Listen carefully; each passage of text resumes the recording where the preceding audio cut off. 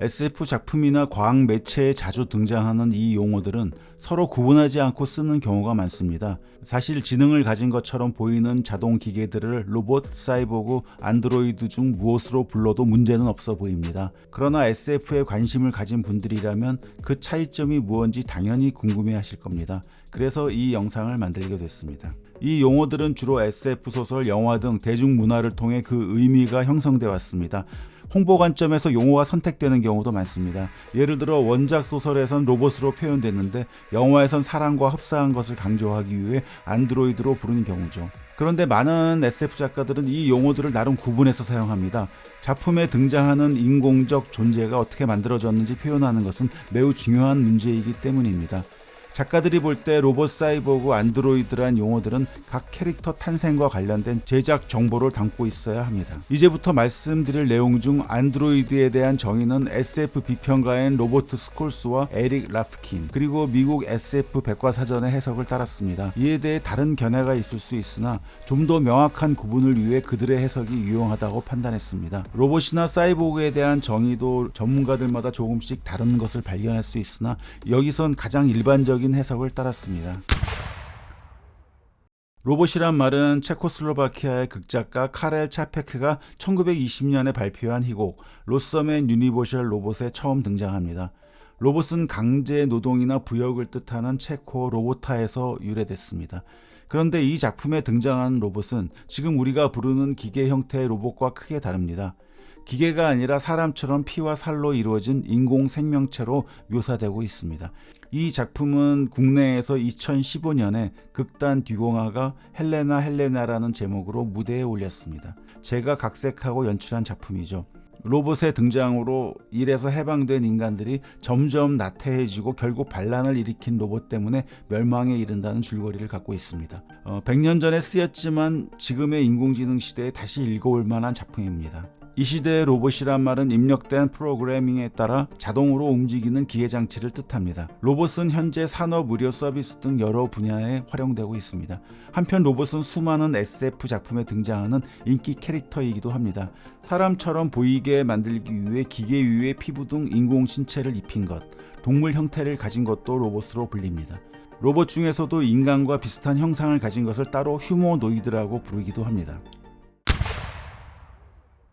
사이보그는 컴퓨터 과학자 노버트 위너가 제안한 사이버네틱스에서 나온 용어입니다. 1948년 발표된 그의 저서에 첫 등장한 사이버네틱스는 생물과 기계의 제어와 통신을 다루는 학문으로 지금의 정보혁명에 큰 영향을 주었습니다. 사이버 스페이스란 용어도 여기서 나온 말입니다. SF 작품에 등장하는 사이보그는 신체의 일부가 기계로 개조된 인간이나 동물을 뜻합니다.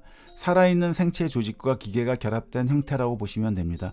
일부 사람들은 현실 속에서 이미 많은 사이보그가 존재한다고 주장하는데 예를 들어 의족, 의수, 인공심장, 나아가 보청기나 안경을 낀 사람들까지도 그렇게 부릅니다. 한편 미래학자들은 모든 인간이 사이보그가 됨으로써 신체적, 정신적 한계를 벗어난 인간, 즉 트랜스 휴먼의 사회가 펼쳐질 것으로 예측합니다. 또 사이보그를 기계와 유기체, 여성과 남성, 동물과 인간이라는 이분법을 해체하는 정치적 상징물로 여기기도 합니다. 1985년 페미니스트인 도나 해로웨이가 발표한 사이보그 선언이 대표적인 사례죠. 여기에 동조하는 사람들은 사이보그가 인간의 각종 차별적 의식을 없앨 것으로 보고 있습니다. 사이보그의 이미지를 널리 알린 대표적 작품은 무엇일까요? 1987년 발표된 폴 버호벤 감독의 로보캅입니다. 악당과 싸우다가 뇌사 상태에 이른 경찰 머피가 기계 신체와 결합된 로보캅으로 탄생하게 됩니다. 그런데 이 영화에서 흥미로운 부분은 머피의 정체성입니다. 로보캅 제조회사는 머피를 인간성이 없는 로봇으로 여기지만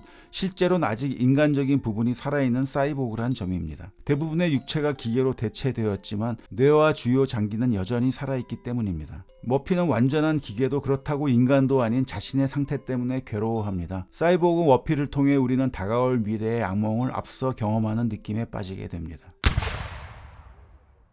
안드로이드는 인간을 닮은 것이란 의미의 그리스어에서 비롯됐습니다. 우리말로 인조인간을 뜻하는 이 말은 이미 13세기부터 사용되어 온 것으로 알려져 있습니다. 아마 대중적으로 잘 알려지게 된 것은 영화 브레이드 런너의 원작 소설인 필립 K. 딕의 안드로이드는 전기양의 꿈을 꾸는가란 작품 때문일 겁니다. 여기에 등장하는 안드로이드는 인간처럼 피와 살로 구성되어 있는데 이 안드로이드를 인간과 구별하는 것이 매우 힘듭니다. 영화 속에선 정밀한 심리 검사를 해야 가까스로 인간과 구별할 수 있는 것으로 표현됩니다. 이렇듯 안드로이드는 인간과 모든 면에서 똑같은 존재입니다. 다만 로봇과는 달리 안드로이드는 기계가 아니라 생체 조직으로 구성됩니다.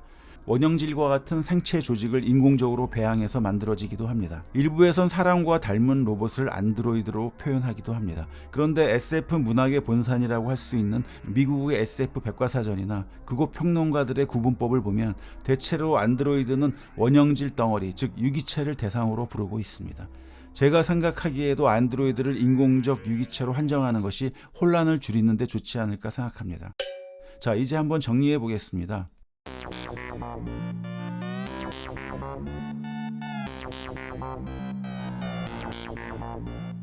사실 많은 SF 작품에서 정확히 어느 유형에 해당하는지 가려내는 게 쉽지 않은 경우가 많습니다. 예를 들어 생체 조직인지 기계인지 모호하게 표현되는 경우가 많기 때문입니다. 특히 영화의 경우엔 더 그렇습니다. 또 앞으로 과학기술의 발전과 함께 새로운 유형의 인공적 존재가 출현하면서 그 용어들의 의미가 바뀔 가능성도 있습니다. 따라서 말씀드린 구분 기준은 작품을 좀 더 재미있게 관람하기 위한 팁 정도로 여기시면 좋을 듯 합니다.